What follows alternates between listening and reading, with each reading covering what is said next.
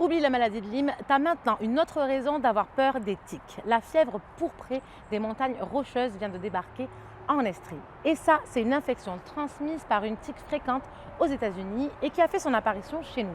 Contrairement à la maladie de Lyme qui est transmise par la tique à pattes noires, c'est une autre tique qui transmet la fièvre pourprée des montagnes rocheuses, une tique qu'on appelle Dermacentor. On a diagnostiqué un premier cas de cette infection chez un Estrien au cours de l'été.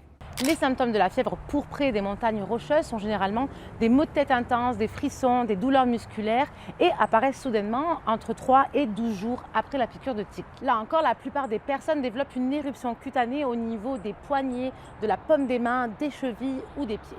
C'est une infection qui peut être quand même plutôt sévère. On parle, généralement au départ de fièvre, des maux de tête importants, de la confusion. C'est une infection, je dirais, qui nous préoccupe parce qu'elle peut avoir une certaine sévérité.